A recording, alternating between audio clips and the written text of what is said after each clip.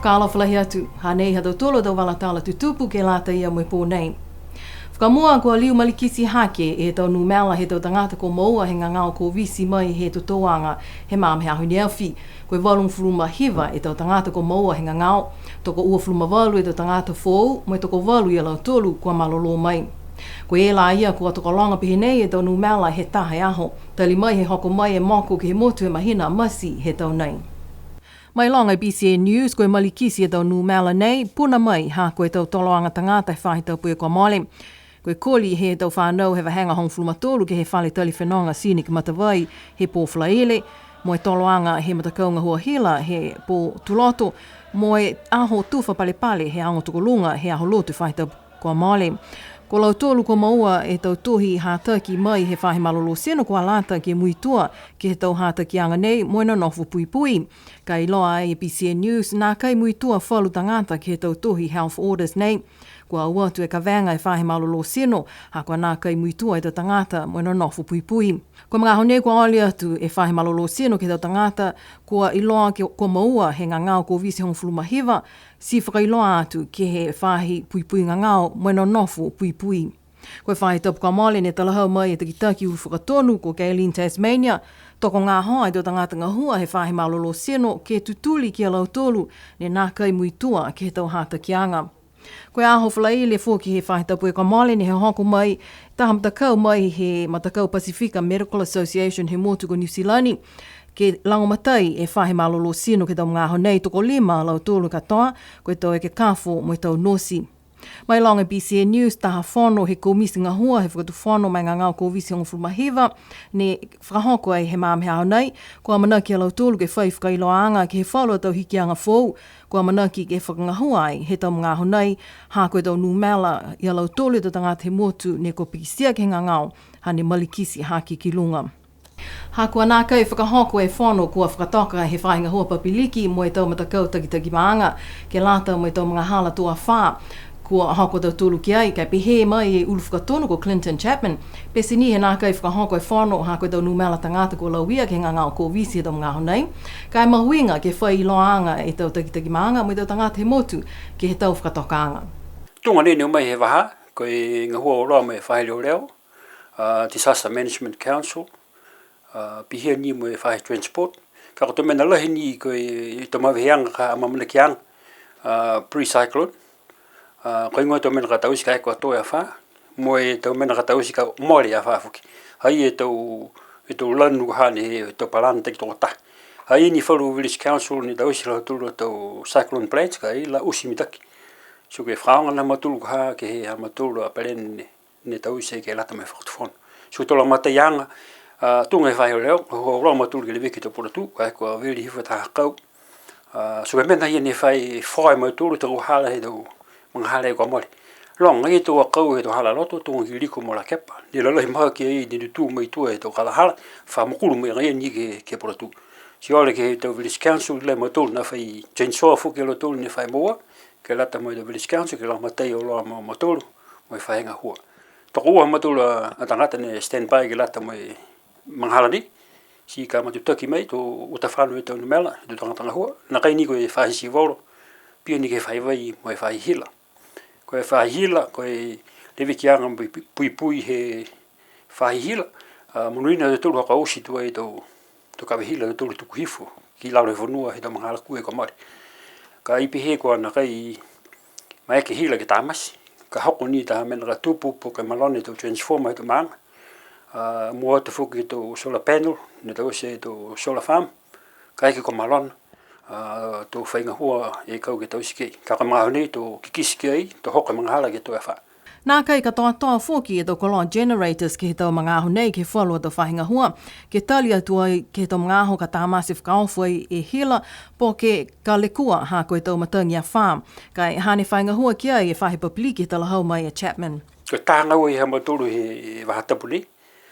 Mai tapu e ni ka hau, leongi ni ka hake iwi a wha. Ka koe whakatokanga matoro me tō whahitonga e PCN, mai wharinga ngau, ko e tausi whai matoro, nai whare wiki tu mau matoro ke i. Hako na kai koe koroa matoro, ka kai manako matoro ke whakatotala me tō whahia, ke tausi e taha agreement, ke o mai o matoro ke service on a more regular basis. kai ua toka ke hoko te mo pe to mai le ke service ko e fai telecom foki punga de mo ka mole ne masi hila ye uni nga ho ora ma tulu me to fai nei telecom e fai ngau male vagalele si pia ni mata vai ke la matai ke tau se to stand by generators so ta mata nga ho e mo tulu ni le ke fa tupe foki ke tau fasfasianga tupe ni ngau ke le viki ke e mo tulu to generator ya na va hang to mo foki Niue Development Bank ke lata mo le tolo generator and we to tongi ko ia hai te ka hui fo mo tulu ke la mata Koe tau ngā hua ke he tau mga hala toa whā ke mautali, moe ono ke he tau kaina, moe tau puhala tū, ke he tau akau ne ke whaile kua ki ai, sipihia fōki e tau tula vai. Koe tau mana kua lata ke mailonga ke mautali ke he tau mga hala toa whā. Koe mena lahi ni ke tau akau he tau ka whika kaina, e tonga ni loa tau tolu koe tau whahelo leo ne whawatu here tau akau na. Koe tau akau he tau kohala pula tū, lo lewe ki fuka matuli ki ai. Koe tau tula vai he tau kaina, tunga ni mahalo ka mole ni tufa wiko e tau tula kurini, lanu green ia, ke whakapuki, ke tau tula ia kaeki kua maha ni ke havili tau matangi. Si pia na matuli tau tula la lahi tau maanga, koe ngā ua lahi he whai wai ke o ke sivi ke pamu tau vai ki loto, ke mau tau tula ka ua havili whanu e matangi. Mai whakaanga ni tau tula lanu green ia ke lata mo to mga halaka pi to ya fa mo ta mase vai ha ka monga pe ka mate ya fa ke le le si woto e fa no e fa i vai ta mase vai ke le veki vai de loft tula ke la to no mo ya fa Toko ua e tau tangata Niue ngā hua ke he whotu whano New Zealand, ko Shantia ki motu mō Gail Aue, ko moa e laua e tau whakamailonga mahuinga, mai he matakau puli ngā hua he whakatu whano New Zealand, hako he laua tau ngā hua mitaki, ko Shantia ki motu koe loea, mai he maanga ko awa sele, ko ia fōki ke ulu whakatonu he whahe mai tau kaina no nofo, mai tau whakatokanga ngā hua, he whahe ngā hua Ministry of Pacific Peoples, ko Gail Sharon Aue, mai he maanga ko Hakupu, ko ia koe work broker, he Ministry of Social Development, ngā hua ia ki Okalana. Hanei alo sana sione holo, mo tau walatala ia. Ko maua Sean Sakimoto e whakamailonga hako he hana tau ngā hua mitaki ke lata me tau tangata Māori mo tau tangata Pasifika ke he motu ko New Zealand. Ko mailonga e ko mesina he matakau puri ngā hua ha New Zealand he hana tau ngā hua mitaki si pia whoki a lau tolu ne ngā hua mo ia. Ase kua tuku atu ai a lau tolu he ngā Sean Sakimoto ke maua taha whakamailonga mahuinga nei. Ko maua e Gail Sharon Aue taha he tau whakamailonga mahuinga nei ha koe hana tau ngā hua mitaki mo e whakamōli ke hele wekianga he tau ngā hua mo e tau mga whawa ko watu ke kumilang matai ke whahinga hua Social Development mo atu ke he tau mga aho ne lauia i a New Zealand ke ngā ngau ko viti mahiva. Ko tau whakaholoanga nei he whakatuwhono New Zealand ko ka matala ia he tau ua hawhi me honfu mawalu. Tō taha mitaki he tau walatala ia ki a Shantia ki motu mo Gail Aue. Pese ni kua tata mai e mata hiku tau mo e tau mga aho fia. Ka kua whitani e whahi papiliki he tau se tau whakatokanga hua lau tōru ke lata mai tau fōu. Ko e tau ngā hua lalahia nei ke lata ia me motu tunga e tau ngā hua ke whakafōu e puhala tū ka mata mai ha kupu ki hukuta wāke. Mo e tau ngā hua he malewa kaleli. Si pia fōki ke lata mo e tau vai he motu. Hanei Clinton Chapman whakatūtala i moau he mamahea honei. Hahai ai whalua tau matapatu ngā hua lalahi kua manaki ke kamata whakangahua he tau fōu. Koe whakaosi e tau ngā hua whakafōu ki he malewa kalele, mo e matanga hua lahi ke whakafōu e tau puhala tū, mo e koe matanga hua nei ne whakatupe ai he kautū ko saina. Longa e hiralahi whuke tau project ia ni amana ke matulu ke tausi e tau ko hau. Ko vitani whaulu he kamata, koe tau saina, ko vitaro i ho mai, tunga ni mutulu, ne longa ni mutulu he tau whakaoloanga he mga hauka mole, ko ka mata tua e project ia. Toko tolu ko vitai hoko mai ke motu, ke ka mata tausi tonga hua ke lata mo e whakaholoanga ia. Lahi e ngā hua ke lata mo e tau Village Council, mo e tau maanga, mo e tau takataka i motu he tau maanga, ke toka ki ai e tau makasea, mo e tau sipi i tau maanga, ke lata mo e tau poratu he mga hauka wali. So ke whakaholoanga ia, kua manaki ke ka mata he mahina perila. Taha mena whoki, taha matanga hua lahi, koe liu ke wali he malewa galeri he tōtoro. Ia ni ki se mtōri company ko Tauna New Zealand, ia he matakawinga hua la tōri hui hui ko, tata mai nei. Ko o te talo tolu ki o ki whakaku tolu liu mai. Do liu I ka mata lo tolu he matahiku mahina I a Februari. Ke whakausi ngā hua he wali he malewalele. Tō tua ngā hua hakauia, ke tā vili tau maka mai he kori ta whalalo, ke lata ke tau sipi ke lata mai malewalele. So ke ue tau whakaholoanga ia, ka lotu ke whono mai tau maanga, ke ngā hua uroa, ka eke kua mate tau ngā hua ia me tau uru tau kau. Kua manaki fōki ke whakaholo tau ngā hua ke lata moe vai he motu, mauanga ia tau hātakianga ke tunu vai he tau maanga tō inu, kai kua ingasia fōki tau maanga moe tau koloa UV water treatment system ke whakaonga he tau mga honei. Tau kua mole, kumi tupi tau mga tūru ki tau osi whamta ki tau tūra tau maanga, tūngi ki sim tūru furu tūra kua lewa, mo hihalo tūra tau hawhari, kiwa fōki hako liki tau pesi, me tau whai. So ke mlea ko mua te mga tūre sino tupi, koe fufuge koe tahi milion tālai, ke whakangahua, mai he whakatawhona New Zealand, SPC, pia ni mai whakatawhona Australia, ne koe whoki mai lo tūre sino tupi ia, ke whakangahua I tonga hua. Kumi tangata whoki mga tūru ki rao matai I tonga hua ia, mai ngā hua uroa mai private sector. Ua fulmau tau he kamata tau whakaholoanga whiawhia ki Kristimasi ke lata me tau whanau he motu. Ka koe tau nei, kua nā kai tau whakahoko, ha koe tau numela tangata kua pikisia ki henga ngāo ko visi. Koe tau whakaholoanga nei ni kamata Desmond Chris Hipa he tau uawhi. Moe matakainanga ko Alan Tano he matakau Tamamana Sports. Koe tau whiawhia whoki he ke lata me tau tupuna. Ne whai tau sei he tapu katolika, tōlung fulmaone tau he tau nei, ka kua nāka I tuai whakahoko whoki, ka kano ha koe tau numela ke ngā ngāo ko visi, kua awhia ai I motu tau mga honei. Koe tahani anei he tau whakaholoanga me tau whanau he mga hala Krisimosi ke whakawhileweia mo Santa. Koe tau osi, laini he tau whanau ke whakatalia Santa ka hoko atu ke he pele oafi tāmasi ofi. Ke whileweia mo tau whanau. Kai kuwhiwhilia he tau takitaki ka nā kai whakahoko he tau nei, ha kua malikisi hake tau numela tangata he motu ko moa ke ngā ko visi. Kua lauia whoki he tau whiawhia he tau mamatua tupuna ne whai whakahoko ke tau mahina te semo. Kai koe tau nei kua nā kai tuai whakahoko ha koe ngā ngāo nei. Pihia e whaulu tau le kua mai ha koe tau numela tangata kua tokolonga lahi ko pikisia ke ngā ngāo. Haha ke motu he whahita punei e whalu he tau pulotu mai he motu ko New Zealand ke he tau whakaholoanga ke tau ofi mo e tukutuku hefo e tau numela tangata ne whakaonga vaping.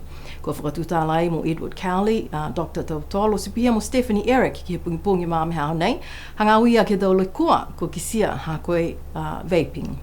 Pehe mai a Edward Cowley, koe vape, koe mena tālanga ke lata mai tau tangata kua lewa e ula tapaka, ke langomatai a lau tōlu ke lali ke whakaosi e ula tapaka, kai kua he e whakaonganga he whalu mua atu ke tau fuata. Pehe a Cowley, nā kai koe mena mitaki ke kamata e whakaonganga he vape. Tala hau mai e Stephanie Eric, nā kai ke he mai e tau le kua ka tupu mai he tau ula tapaka mai tau le kua maua mai ha koe vaping. Koe ta tai ni fōki e tau puhala pikisia mahani. Ka kisia he tau whanau e tau mamatua mai tau kapisinga ne kua vape, tō mui tua fōki a lau tōlu ki ai. Pehe a lau tōlu, koe mena kua lata ke tause, ke whai whakatutalaanga whakalau lahi mai tau fuata. Mo e tause ai fōki e tau whakatuwhono ke pui e tau whakafuaanga ke he tau koloa vape nei. Koe ahalo te whahe tau pue kua mole ni whakahoko ai he whangianga he ofisa ngā hua fōu he matakau spot he motu o Niska. Pihia fōki mo e taha whale e whalawhao seno he matakau Niue powerlifting. Koe ofisa fōu whale fōu nei, ne whakatua he whahe tonga he taha whale kawa, ne toka ai ke matakawina ko tanga waka. Ko hoko atu pauaki ai tau hukui he matakau Niska si pihia mo e tau hukui mai he Commonwealth Games Federation ke he whangianga nei.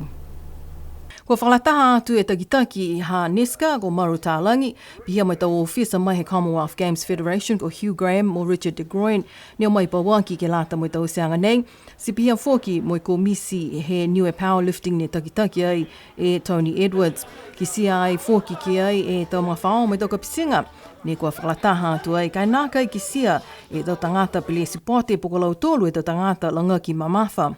Ke he whakamatalaanga ha Hugh Graham mai he Commonwealth Games, kua mai ki ai ke whakailoa ki he whakaputupotoanga, kua talia moi fua ki ai ono e awhi pauna po ke hongfulumataha e awhi tāla, ke langomatai ki he tau whakaholoanga mo lewekianga he whale whao sino fōu nei. Hanei e hangai Palestini Haniska ko Tony Edwards ko whakatutala ai mo BCN News ke he hawhangianga he ofisa fōu mo e whale whao sino nei. Whiwhiala maturu ko mai ke whangi ke whaikaina ke o mai ai e to tangata ne whalataha atu ke tau whio spot he mutu ne ko Niue. Nā kai liu o onono ki tua ke e tau mana ko tutupu, kai onono nau ki mua ko hingo e tau mana ke puka hingo e whakaroanga ke mai ke liu ke matutaki e tau mtakau spot. Tunga nea, nā kai whia whauru, koe toi nea. Ko mna vihu toi ni pia, ko mna o toi ni pia ke kisia, koe hingo e tau whakaroanga, whia whauru, ai whia whauru, kai ai tau whitonga hua ke lata ai moe mtakau spot. Hei tau whaere ko whitani e tausi, ai koe tausi ke lata mohoi, koe tausi ni ke lata moe matakau spot ha Niue. Pia ni ke whaere whau sino, lahi whia whoke ko mai ke whakatupe mai ai International Powerlifting Federation, lahi longamatei tupe hala tūru ko mai ke longamatei mai, pia whoke ni ke he matakau humatūru ke Pasifika, koe Oceania Regional Powerlifting Federation.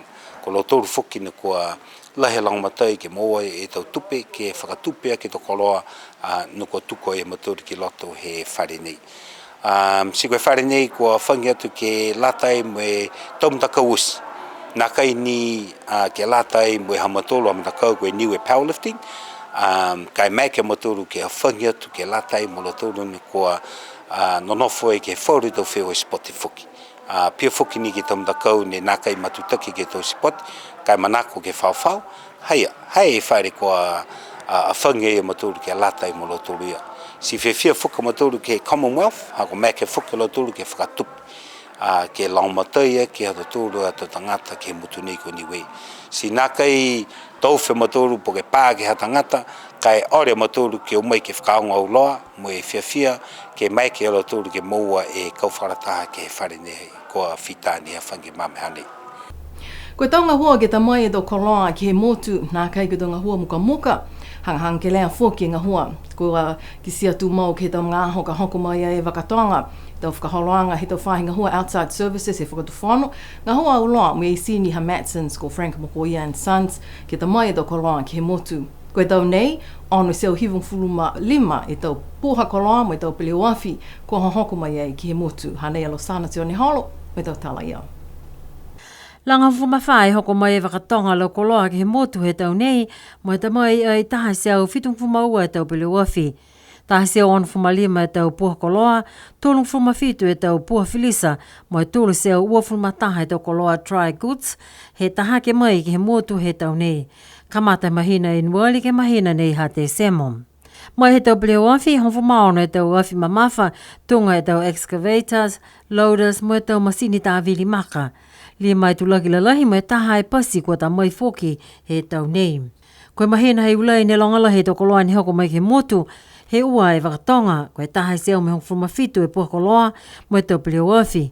Mui mai e mahina hei nuali koe warung whumaono e tau puha koloa. Whakaue ki hei sini ha Madsen ko Frank Mokoia ke he tau numela ke lata ia mo e walatala nei. Nā kei toka longa kua watu ke he aho whakatātā he maanga ko waia ne whakahoko e aho whaiumu e kua mole. Haka tau numela hinga ngā ko visi ko malikisi haki he tau mga honei. Kai hoko atu e tangata pukiata ha BCN News ke tapaki e tau ata nei. Pehe te ki taki he matakau te ki maanga ko Mary Talaisi, nā kai tua e tau se tunga whamahani, ha koe lali ke pui mo e muitua ke he tau whakailoanga he whahinga hua malolo sino, ke tau momu i tangata ha koe ngā ko visi hong whamahiva. Ko lau tūlu ne watu ki he aho e maanga ko waia, pe he alo tūlu nā kai toka longa e tau whare whakafua kai, he tau nei mai mawhisi whoki e tau whakaholoanga. Ko mawhala e tau whikau tō tā e matahala waru he mga hapungipungi. Ko e aho whakatātā he mahanga ko liku e whae tapuka hau, ke whakausia ki e tau whakaholoanga aho whakatātā he tau maanga he motu ki he tau nei. Ko e whalo tau walatala ne mua atu e tala haua ki he tau nei, ko liu anono tau tūlu ki e he mga honei. Ko e o kua ki anga he takitaki he whakatuwhonu ha Niue, ko e lilifu patui ki whiwhine Elisabetta ki wāki, mo e tau whakamailonga mahuinga, ko e whakafōfōua ki e tuko ua e tau tangata Niue, neno nofu atu e ke mutuku Nisilani. Koe aho walu he mahina se petamani o kioki ai e patui ki whiwhine Elisabetha ke ua. Ko ia koe takitaki Head of State he whakatuwhanua Niue. Ko tausi ai e taha whakalilifuanga whakahiku ke lata mo e patui ki whiwhine ke whakaue atu ki he hana tau taulonga koe whitungufulu tau ke he hana ngahua koe patui ki whiwhine ha pelitania lahi mo e tau motu toko hongu fulmawha ko takitaki a ia koe Head of State. Kua whakahoku ai e whakalilifuanga nei ke taonga Niue, mo e whakamoli ai fōki e patui ki fōu, ko e patui ki ko Charles ke toluaki. Kua hoko sino atu e palemia lilifu ko Dalton Tangilangi ki he wina mai he mga whaoa he patui ke he hana whakalilifuanga whakahiku ki Pelitania, mo e tanuanga fōki hana.